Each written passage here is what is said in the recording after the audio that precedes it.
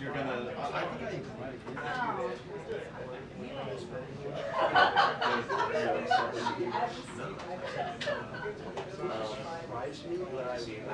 So,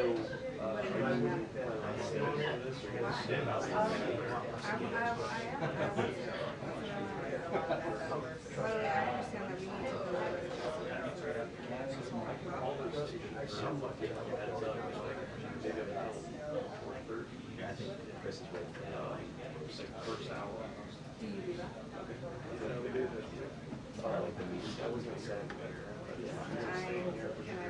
So my husband is he's like a pit master. We're supposed to be very close. Peter, what's going on? I'm not taking it too much. I'm gonna hold you to that, Peter. I got responsibilities today. So if you keep this tight. So when you bury it. Yeah, no, it's crazy. What do you think, Steve? Ask Chris. God, that's cool. It is an effect. So we will bring some smoked meat. Bring the food. He's laughing. Yeah, what? Could be this call on Monday. But Jake, it's gonna be unpleasant. We're lucky Monday's not Tuesday. Tuesday, you see Tuesday? Tuesday's like 5 degrees. Okay. I remember covering a lot.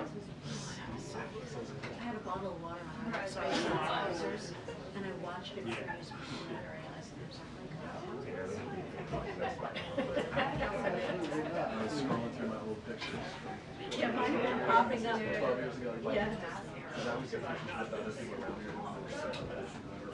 Yeah. I was like, God, they had this, they had that. We gotta get, you're like, you're not getting any. Ever had one? It's supposed to snow. Sunday night. Is it? Sunday afternoon, maybe. Apple weather says 2 inches. On Sunday night? Sunday afternoon. Really? Yeah. Bad times.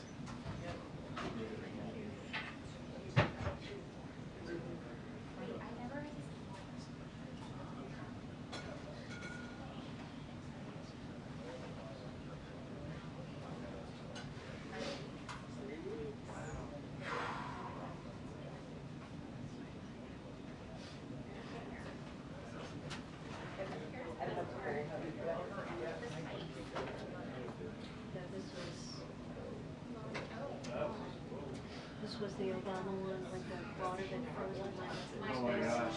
Yeah, you need some head coverage there. That's scary.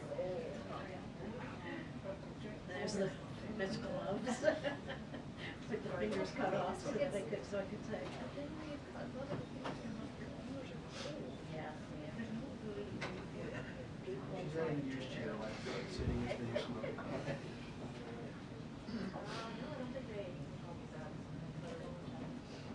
All right, let's do this.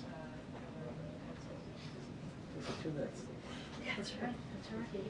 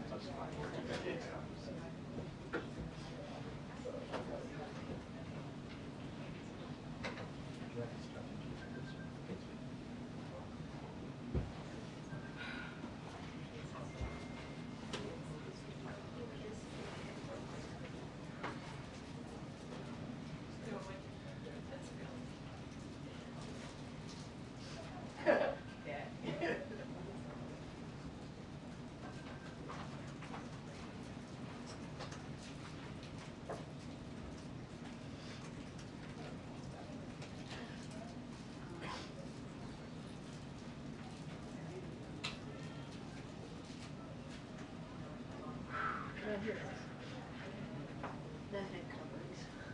Oh, yeah, that's memorable.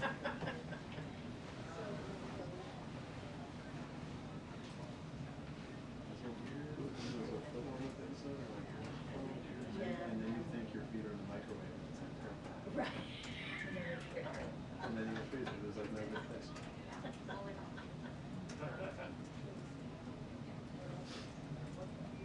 The press briefing will begin in 2 minutes. The press briefing will begin in 2 minutes. Thank you.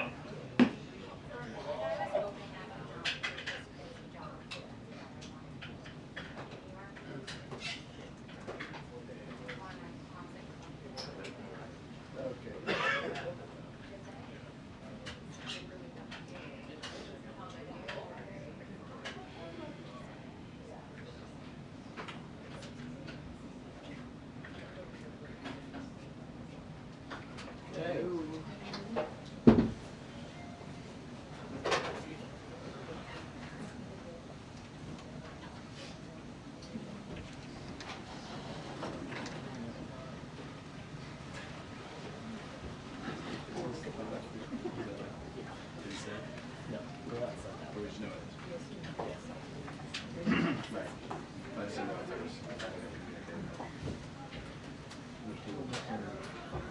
We are Way over.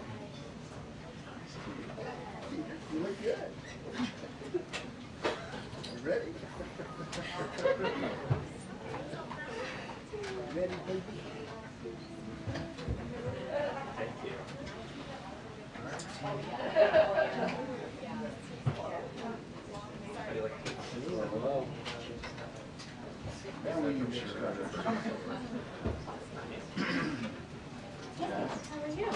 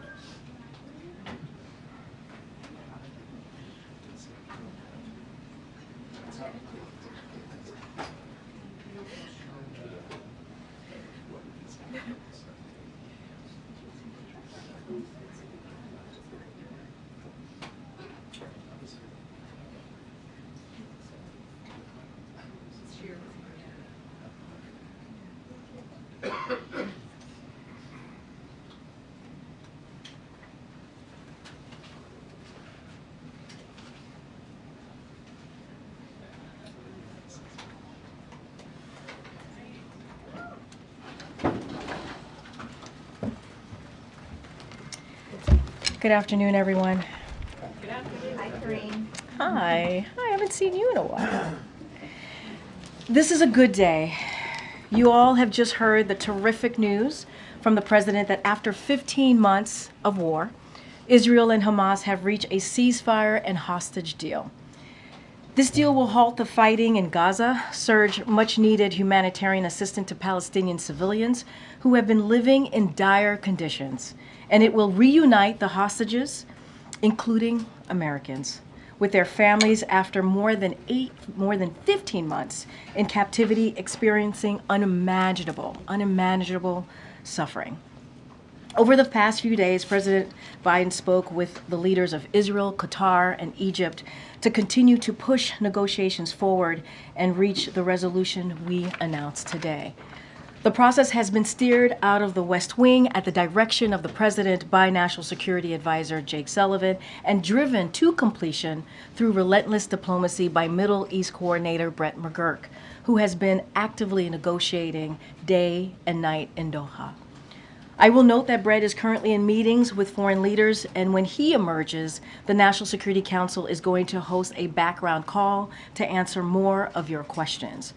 Secretary Blinken, Director Burns have traveled regularly to the region in recent months and throughout the past year and been in close touch with the key players in the region to advance negotiations forward.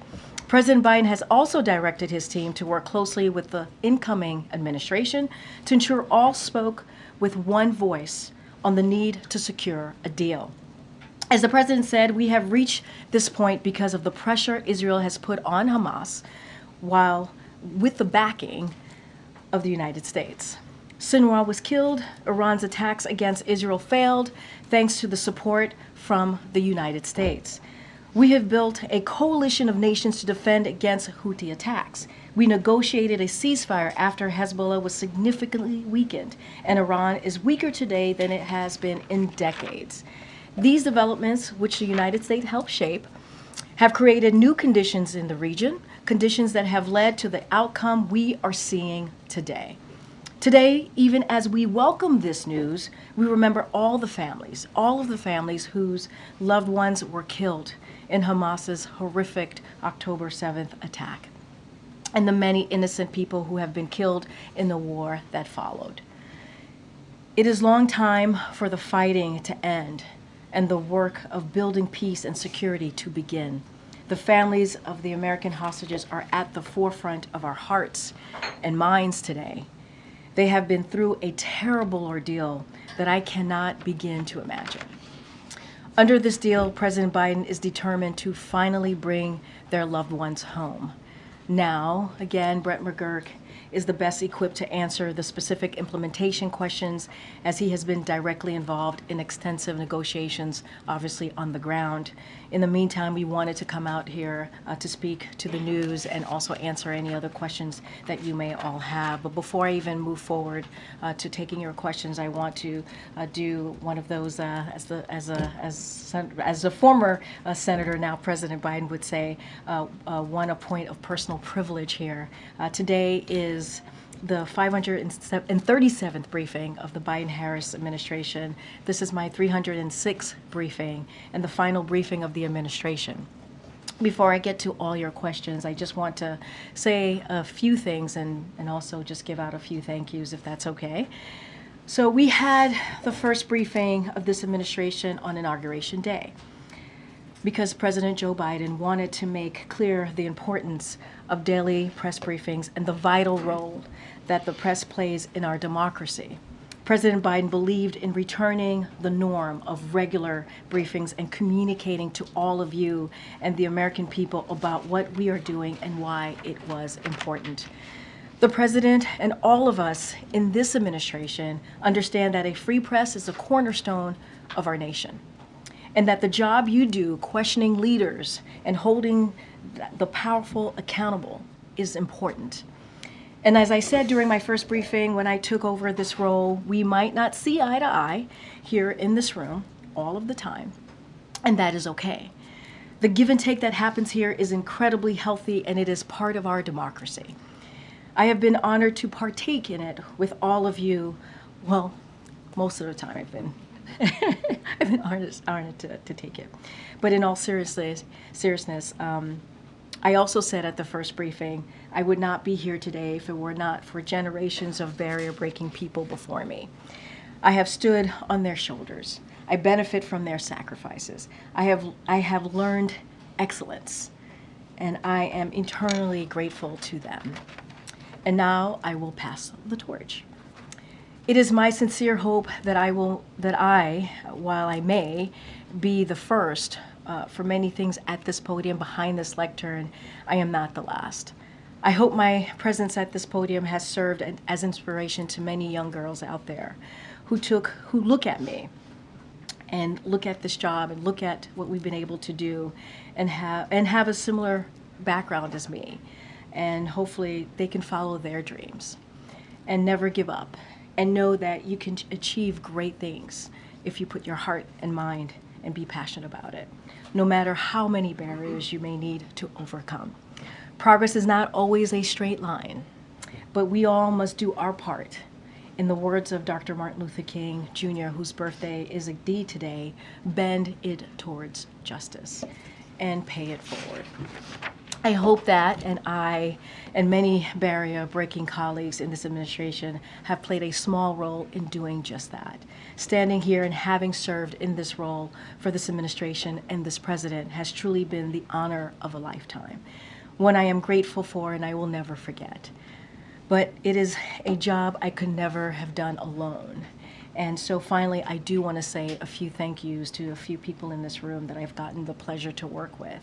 I want to start off by thanking the best team in the business: Emily, Andrew, Kelly, Robin, Angelo, Jeremy, Sonia, Chloe, Jacob, Chris. You are simply the best. And thank you so much for having my back and doing this job and having the president's back and doing it so well. Truly the best. You work tirelessly, passionately, and with utmost professionalism. You serve the president and this nation well. I am proud to call you all my friends and colleagues. None of this would be possible without all of you. I also want to acknowledge some of the former team members who are with us today. They're spread about here in the back. And you know, as you all know, many of them left to continue to do some impressive work outside and obviously continue to do some work within the administration. Chris Vedant is here as well, who just had a baby girl. Congratulations, Vedant. I had to call you out for that, which is wonderful. You and your wife brought in a beautiful little girl. Alexandra, Silas, Allison, Angela, Natalie. It is all good to see you, and thank you for all that you have done. Thank you for your service. And Jen Saki, who's in the back, thank you so much. I see you, and I'm so grateful that you took the time to be here. And so thank you for your kindness, thank you for your friendship, and we've missed you around here, and it's so good to see your face. I also want to thank my parents. Growing up as an immigrant family in New York, they never imagined their daughter would be standing here today. They work day and night to give me every opportunity possible. I can't thank them enough, and to my parents, sorry I didn't become a doctor, but hopefully this is okay. And to my lovely, amazing daughter, you have gone too many nights without me being around, and without me being there for school drop-offs, and without your mama around. And I can't wait to spend more time with you. I call her my pudding, so I can't wait to spend more time with you, pudding. Thank you for your love and support and your patience. And finally, I do want to say thank you to President Biden and First Lady Dr. Biden for this incredible opportunity. As I said earlier, standing at this podium behind this lectern, serving the American people and this administration has been an honor of a lifetime. And I will be forever grateful to the President for his trust and this amazing opportunity. And with that, thank you for your patience all. I appreciate that. With that, Zeke. Thanks, Karine. When will the American hostages who are being held by Hamas be released? Will they be released in phase one, or will that come in subsequent phases? And so the president answered this a little bit when he was speaking earlier today. He mentioned phase one. That's when we're going to be seeing that. And the American hostages will come out in phase so there will be more details that Brett McGurk will share right after this briefing. But what I will say is just to give you a little bit of how it will work. So during the first phase, which will begin on Sunday, the fighting will stop. Hostages will begin to be released, and aid will surge into Gaza. During these weeks, the second phase of the deal will continue to be negotiated to bring a permanent end to this war. If negotiations take longer than 6 weeks, the ceasefire will continue to hold as long as negotiations continue. This deal was developed by the president and his team about 8 months ago, back in May. You heard the president talk about that. So this was the framework. And once he was able to put out the framework, it was endorsed by the world. And so we are certainly, as the president started off in his remarks to the American people, to all of you as well, this is a good day. This is a good day. This is a good step forward. And so Brett McGurk, after this briefing, will have a call to give more details of how this is going to move forward. But again, this is a very good step forward. And then, as we mentioned, the president announced this framework back in May of last year, and it's now a deal has been reached 5 days before this administration's term ends. It will go into effect a day before the next president is sworn in. Is it clear, does the president want to give some credit to his successor and that there's a forcing mechanism by that transition as helping push this deal towards the finish line? So a couple of things, and you said this in your question to me. This is a framework that the president put forth about 8 months ago back in May. Again, it was endorsed by the world when he put out this framework. His team has worked, because of the direction of the president, obviously, has worked 24/7, night and day to get this done. You're going to hear directly from Brett McGurk, who's been on the ground, who's been in Doha at the direction of the president, obviously, with the leadership of National Security Advisor Jake Sullivan. And what we see this day as, this is a good day. This is a good day. Hostages are going to be able to go home, including American hostages, to their families. And after, 15 months since Hamas did something so unimaginable, launched an attack that was so dreadful. We lost so many lives because of that attack on October 7th, and we have been working around the clock to get this done. And so that's how we look at it. We're going to continue. We're going to continue to speak with the Trump transition. You heard even from National Security Advisor Jake Sullivan on Monday talk about how they have been coordinating with the Trump team, keeping them abreast, having regular conversations with them about this. And now we understand that this is going to be implemented by the next team, and so we're going to continue to work with until January 20th, we're going to continue to work closely with the Trump transition team. We have to remember what we have seen from this president over the last 8 months, since 15 months, as we're talking about this particular matter. That's what American president does. That's what they do. And that's what we've seen from this president and his leadership. And you mentioned that this deal will be implemented by the next president. There's coordination between the White House and the incoming administration. Has the president spoken at all with his successor? And outside of the very brief ceremonial tea that they will have on the morning of the 20th, does he plan on having a more substantive conversation with him about his strategy and the briefing and the relationships that went into this agreement? Well, Zeke, I will remind you, when he invited the President-elect Trump to the White House, they met for more than 90 minutes. And that's a pretty long time, a significant time to have a heart-to-heart, a bit of a conversation. So that happened, as you know, right after the election. I don't have anything to read out at this time of upcoming conversation or conversations that's happened since their meeting in the Oval Office. But again, the Trump transition team and our team have been in constant communication, having these conversations, keeping them abreast. This president made a commitment. He made a commitment that he wanted to see a peaceful transfer of power, something that he didn't get 4 years ago. But he wanted to make sure to continue that tradition and do a peaceful transfer of power. That's what you have seen. He wanted to make sure the transition was effective, efficient, and that's what we have provided. And like I said, we're going to be in close touch with our team and their team in the next couple of days. And just lastly, on a different topic, you've said the president has been weighing preemptive pardons for all sorts of officials who he fears may be targeted by the incoming administration. Has he made a decision? And given that this is the last briefing, if he were to decide to issue those pardons, could you commit now that there'll be an opportunity to ask questions of the outgoing administration before noon on the 20th about any of the presidential actions? I don't have anything to announce. You are correct. You could expect more pardons. I'm not going to go into details of what that's going to look like. It is not unusual for a president to do that.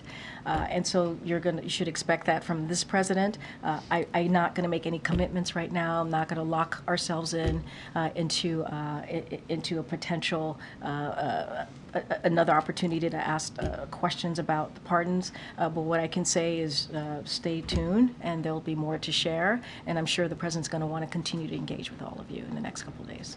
Okay, Lucia. I haven't seen you in a while. Good to see you. It's good to see you, and thank you so much for taking our questions so often. Thank you. I Really appreciate it. Thanks, Lucia. So, in terms of implementing the terms of this agreement, how confident is President Biden that the incoming administration will do that, and have they offered any assurances that they will carry them out? I think there's a commitment to move forward with this deal. I think there's a commitment to make sure that there's an end to this war. Obviously, hostages are going to be coming home. Obviously, we've been in very close touch with the Trump transition. And the president was asked some variation of that question moments ago after he spoke, and he said he is very much indeed confident. So look, we understand this is going to be implemented by the next team, as I just stated.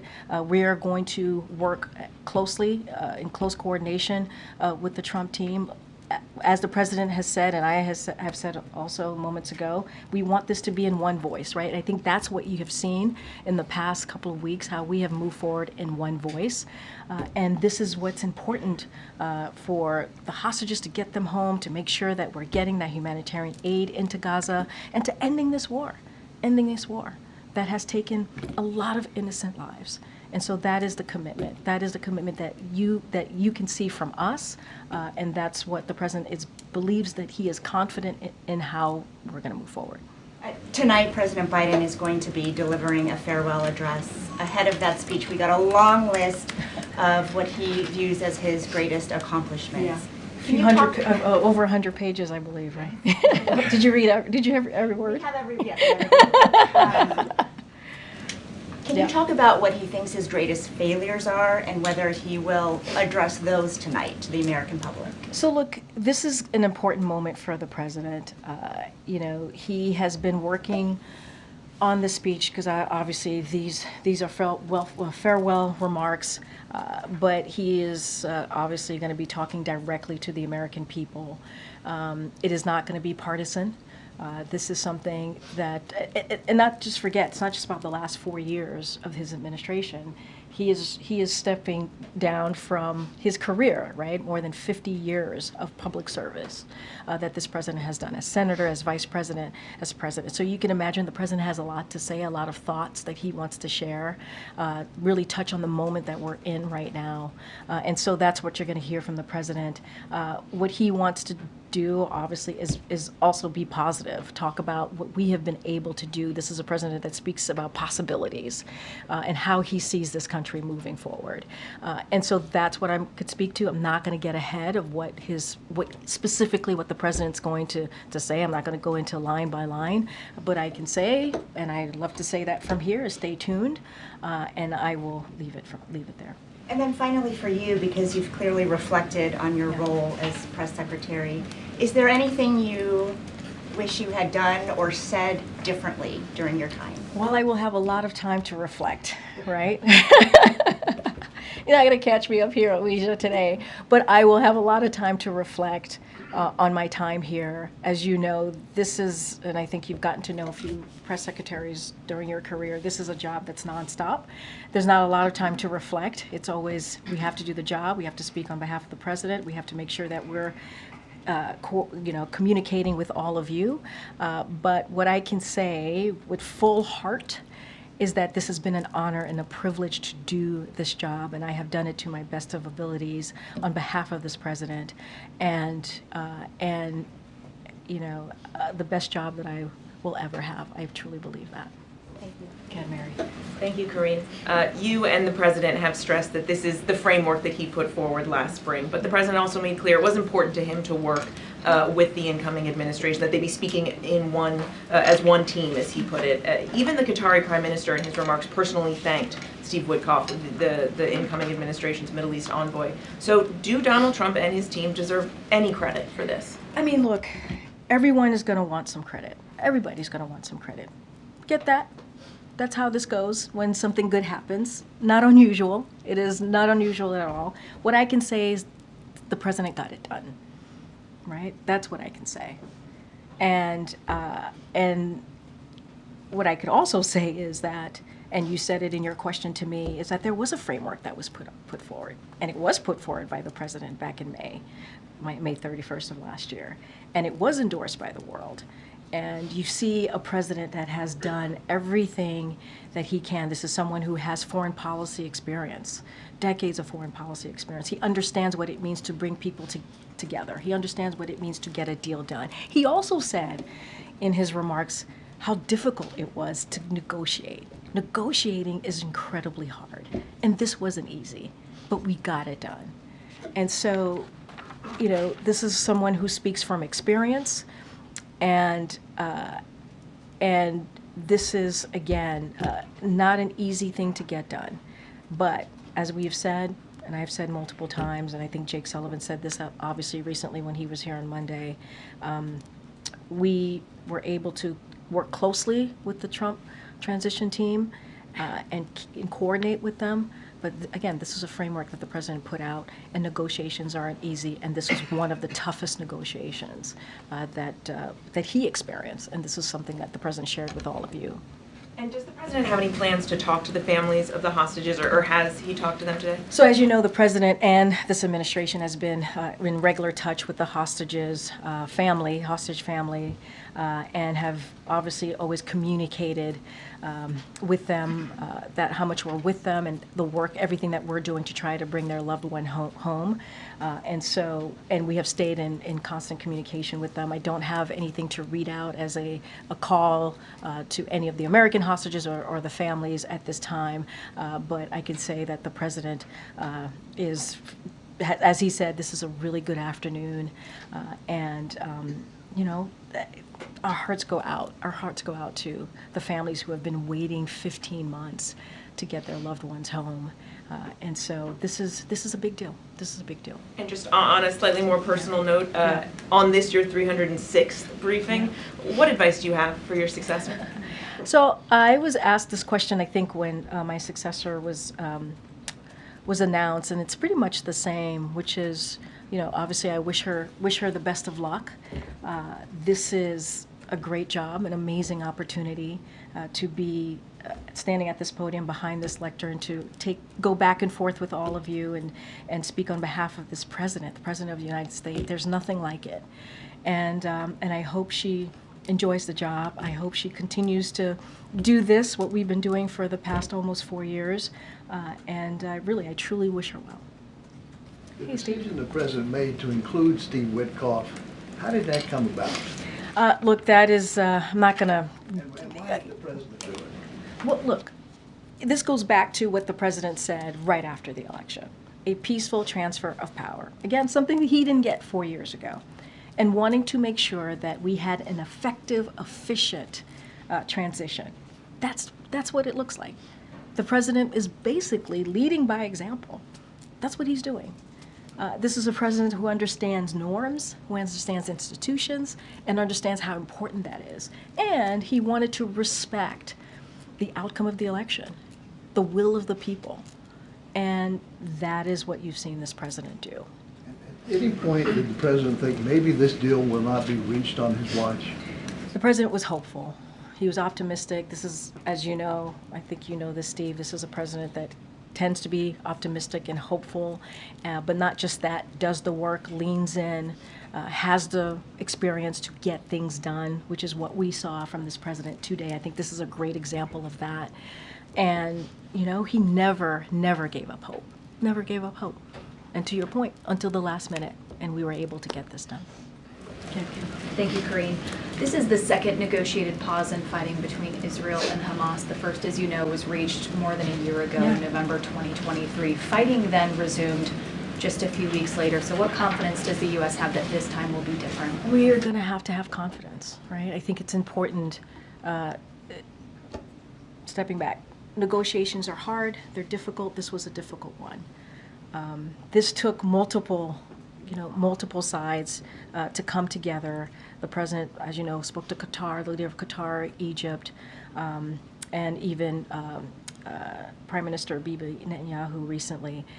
And this is what diplomacy looks like, having those continued conversations, making sure that voices are heard, and having those tough back and forth.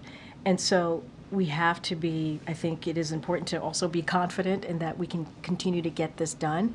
And, you know, Steve just asked me, why did we bring in Witkoff? Why did we bring in the Trump? This is why. Because we know that there has to be a continuation of this.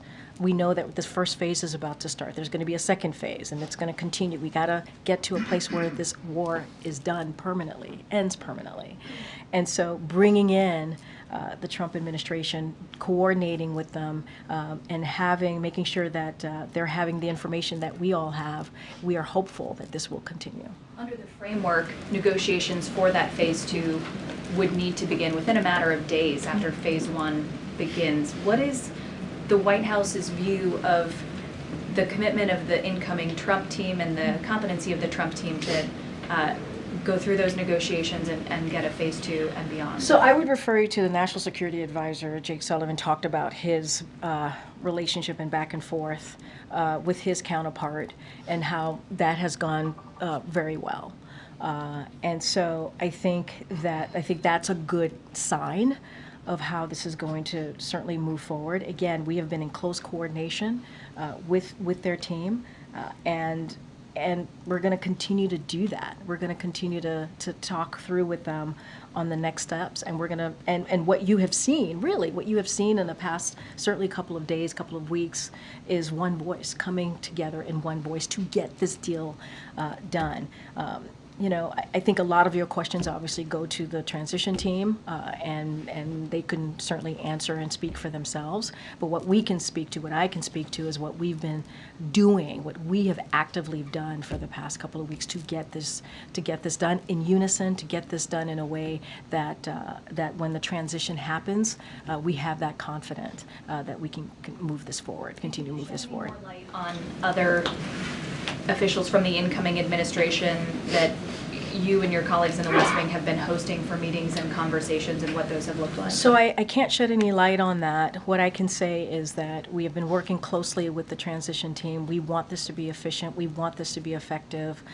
We are doing this. The president wants to do this on behalf of the American people, and that's what you can count on. I'm not going to list out names of folks who we've been talking to. And just finally, Karine, a new CNN poll that's out this morning shows that just 36% of U.S. adults say they approve of the way that Biden has handled the presidency.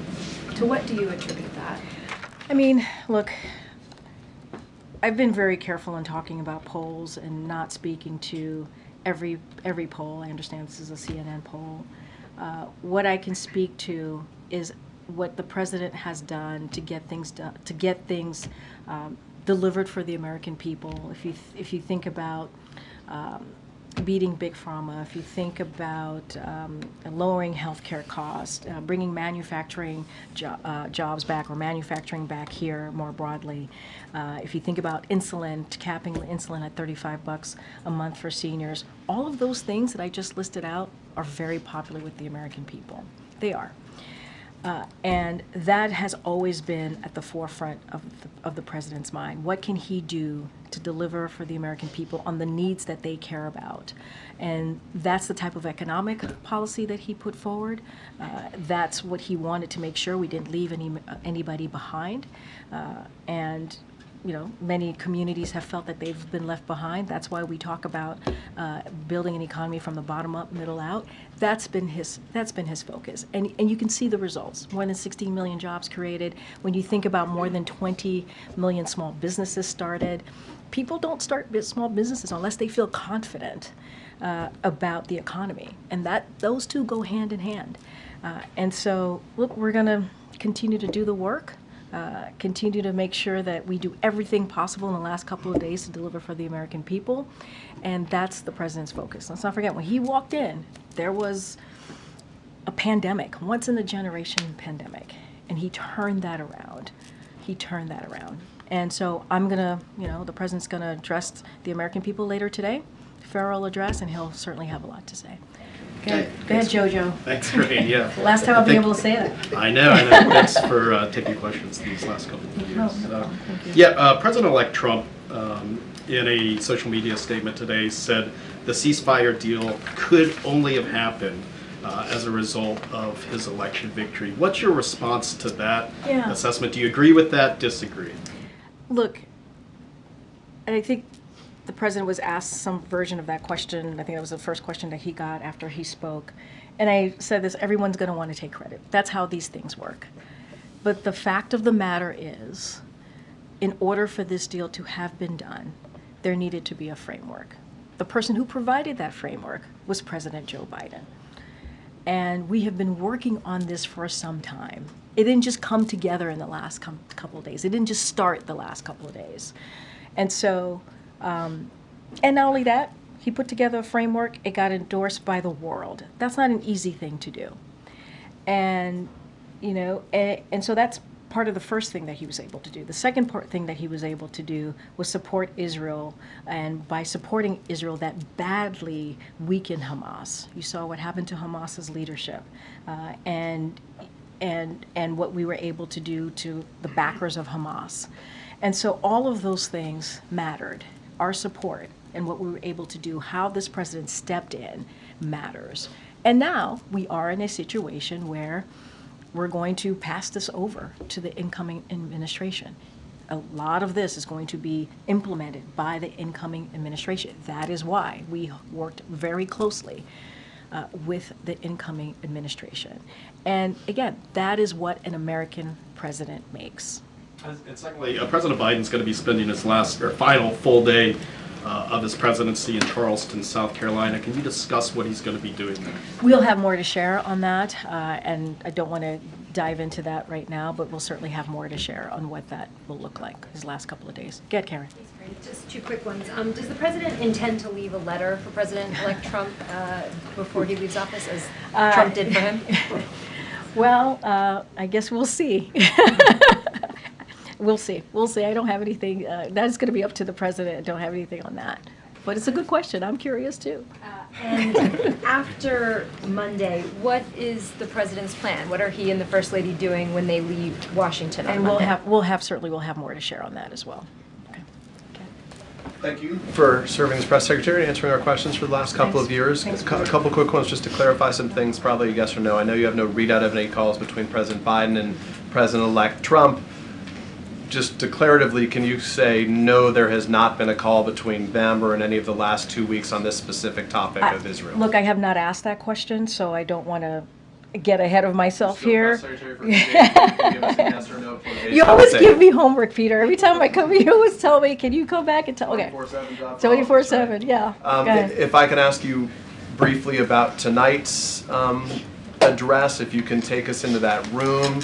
Yeah. Who is going to be in attendance? I trust the First Lady. Will family members be there? Who else will be there? And is there anything else surrounding it? It's a very good question. We'll have more color for you later on in the evening. What I can say is the President is certainly very much looking forward to this moment, speaking directly to the American people. It's not every day you get to do an Oval Address. He gets to do another Oval Address, obviously his last one, in prime time. And so we will certainly have more color of who's going to be in the room and what that will look like as we get closer. And then last question, I'll leave it to my colleagues, is it's tradition that at the end of the year the President would do a news conference in advance of departure. The President would take questions on a variety of different topics.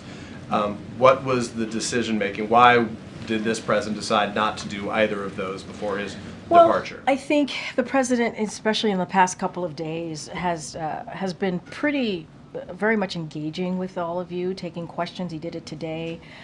He himself wanted to stand up a moment to talk about the economy, but also take your questions just a couple of days ago. That is something that he wanted to do, and your colleagues took.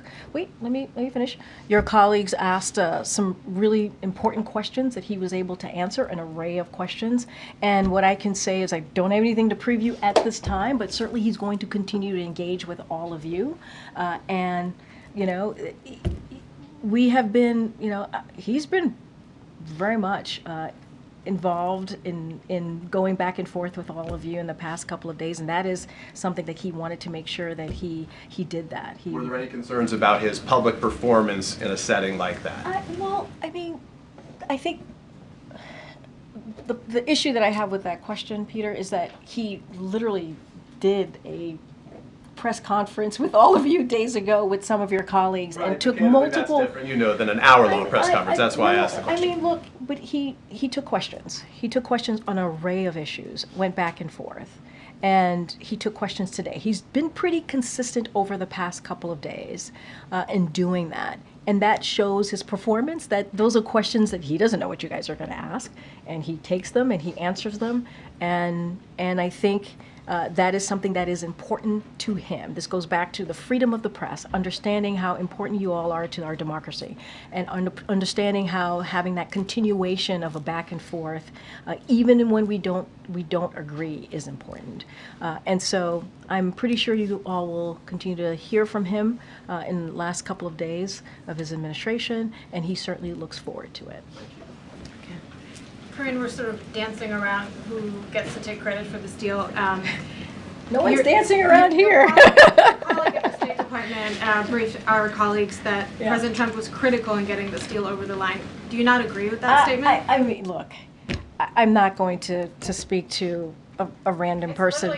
I don't know who this person is. I'm not going to. Oh. What I can say is, look, obviously Matt Miller will speak for himself. What I can say is there are steps that were taken here that is really important and critical, and that started with this president starting a framework that was agreed upon by the world back in May. And that was because of this president. That was because he was able to lay out his thoughts, his thinking on how to move forward with this negotiation. What I said before, this is someone who understands foreign policy as I'm talking about the president. He understands how difficult it is, and this was not an easy one. And so he has the experience. He was able to get that going, to get that started. So this has been going on for some time. It has. I mean, that's just the reality of it. That is just the facts of it. Have we been coordinating and working closely with the incoming Trump administration, their transition team? Yes. And we've been very forthcoming about that.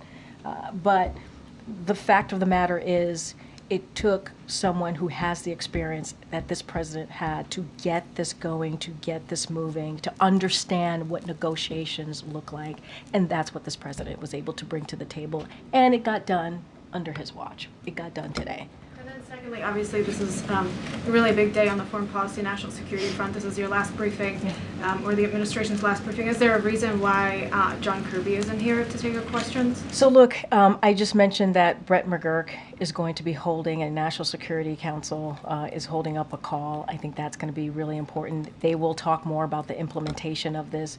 National Security Advisor Jake Sullivan was just here 2 days ago on Monday, and I think kind of laid out a really good framework for all of this, the thinking process, how this was going to move forward. And Brett McGurk, he is on the ground. He has all of the information. He has been there at the direction of this president, certainly with National Security Advisor Jake Sullivan leading that effort. And so he's going to have a lot more information than any of us here will have, because he's been on the ground, understanding, working with the negotiators and understanding how this process has worked. So that's how this works. Go ahead. You said that you wish your successor luck. Have you had any extensive conversations with her about how this job is done? Or? I haven't. But you know, I'm not the only White House press secretary or soon-to-be former White House press secretary out there. So I'm sure there are many people for her to connect with and speak with. But I have not had a conversation with her. Thanks, Karine. How many Americans are going to be in the first tranche, and when will they start coming out? It's a good question. That's why Brett McGurk is going to be holding this National Security Council call. He will have all of that information. The president even said the same thing when he was asked a similar question, that we will have more details to share. And so the National Security Council, Brett McGurk, will share that with all of you, hopefully momentarily, once this is done. I'm confused on why we're having the last briefing of the administration on what's been one of the defining wars of this presidency without being able to answer those questions. I just said he's going to hold a press call, and he'll take your questions on that. Okay. I think that's important to hear directly from the person who's on the ground. I think that's an important thing to do, okay. Right? We were under the impression that there were folks here in the building who had those answers, who could tell Brett us, but McGurk, well, National Security Council is holding up a call so that Brett McGurk can get on that call and take your questions. okay. Why is it that you seem unwilling to extend any credit to Trump for this deal? Couldn't he just have said, you know, hold off until I'm in office? What I will say is that what we know to be true, what we know this process, how it has moved over the past 8 months, this is a deal that happened under the framework that this president put forward and was endorsed by the world. And this is also an administration that has had certainly the support, the back of Israel that helped denigrate Hamas, their military severely, weaken them. And we created, because of also doing that, we created the conditions for this deal. That is what has happened over the last 8 months.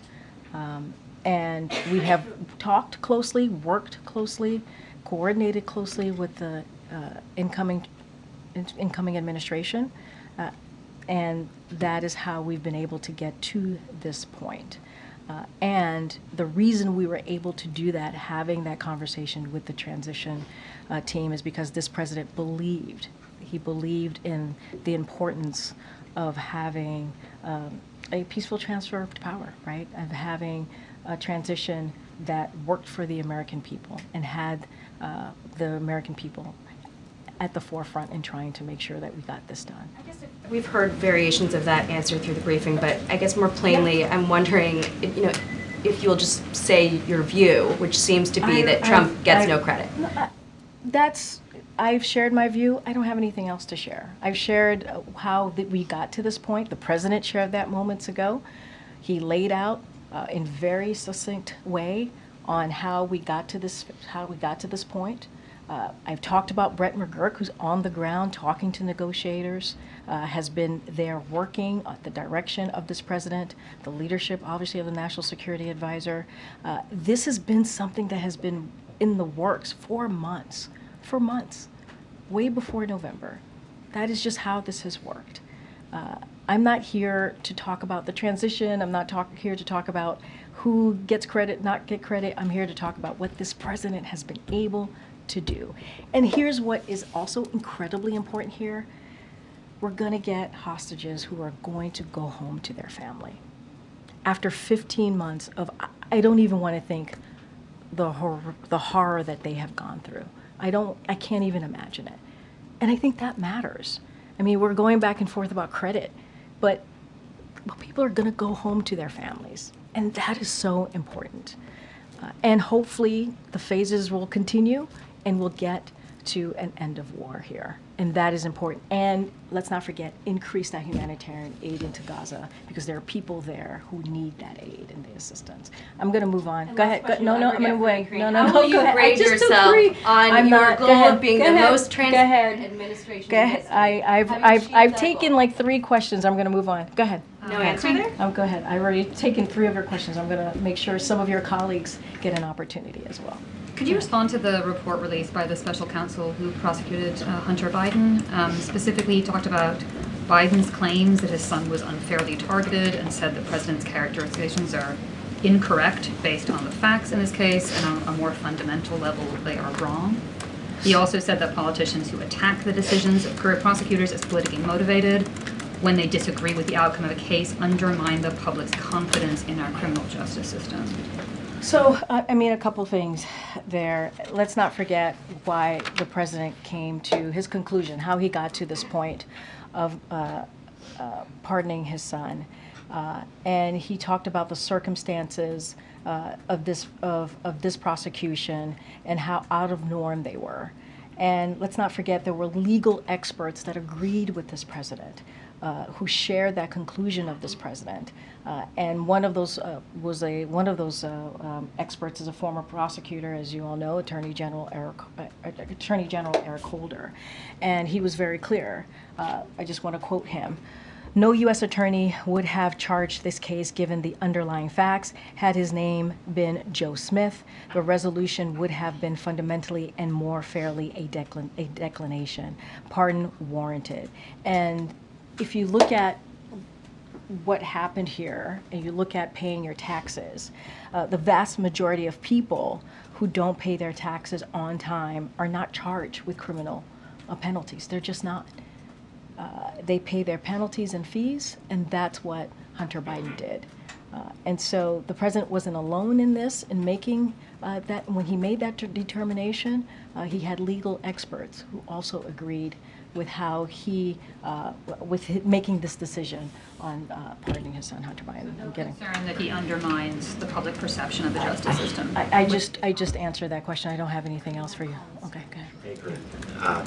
Thanks. I know that you said you don't have details on what the president will be doing on Sunday, but can you expound on why he chose to spend, his last day in office in South Carolina? We'll have more to share. I don't want to get ahead of that. We'll have more to share. And why South Carolina? Last thing, Yeah. Has the president spoke with Prime Minister Netanyahu, or does he plan to do so in the coming days? Well, as you know, he recently just spoke to the Prime Minister, and if we have more calls to read out, we certainly will do that. I know I have to start wrapping up. Go ahead. Thank you so much, Karine.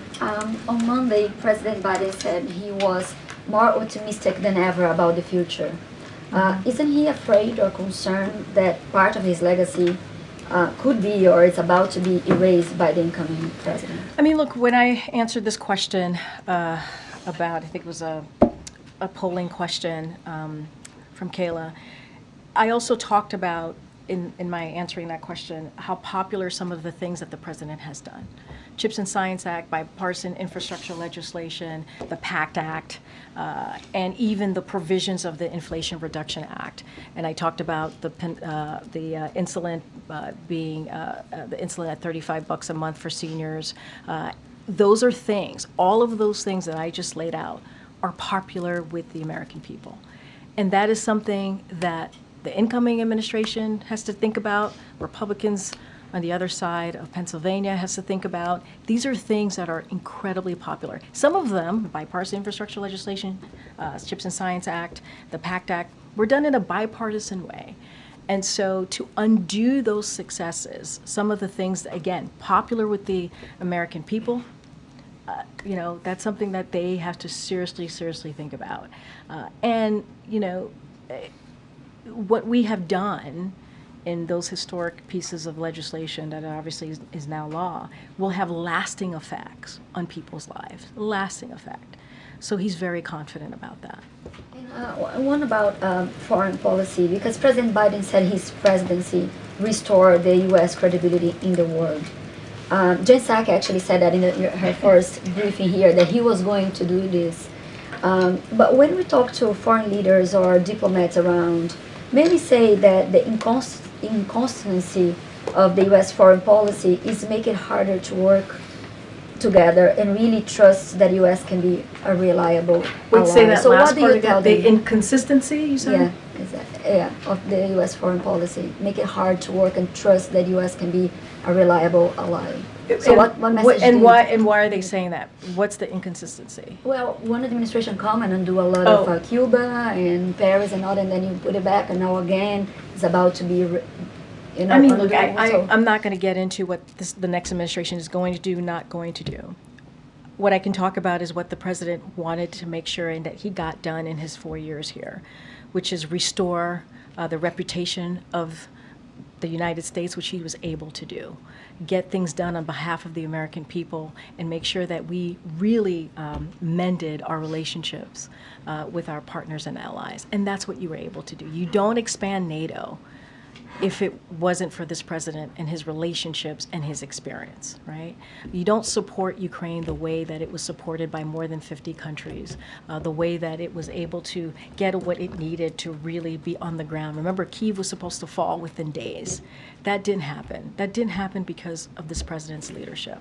I'm not going to get into what the next president's going to do or not do. And let's not forget today. Today was a big day in the foreign policy space to get this hostage deal done. Hostages are going to go home. We're going to be able to get humanitarian aid surged into Gaza. And we're hopefully going to end this war, and that is incredibly important. All right, guys, I have to go. Thank you. Yep. Have you been in touch with Caroline yet? I was just asked this question. I was just asked this question. I have not been in touch with her, but I certainly wish her luck. Thanks, everybody. Why have you not been in touch with her? Come talk to me in the back. Thank you.